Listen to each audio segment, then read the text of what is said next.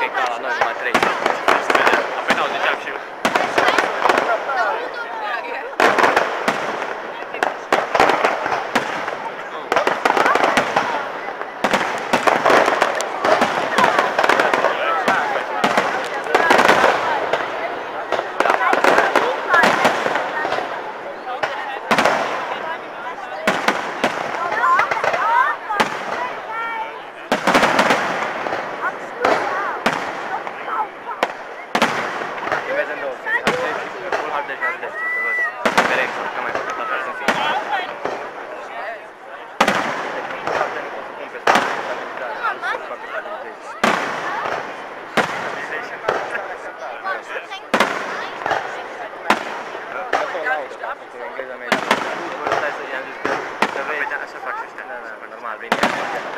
Dacă mai zice o dată, îi zic, ești tu drăguț.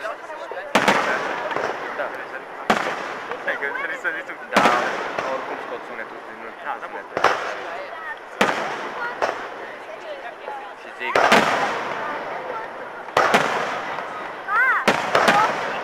Să-i vezi pe ceilalți colegi ai mei cum vorbesc. Colegii ai tăi. Ah!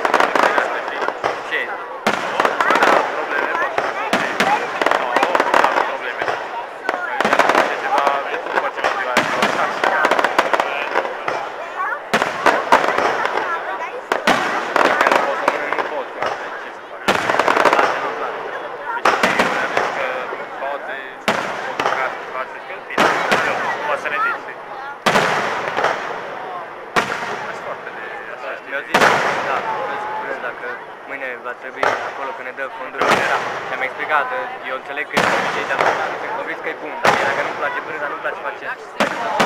Înțeleg foarte bine când eram mic, nu făceam.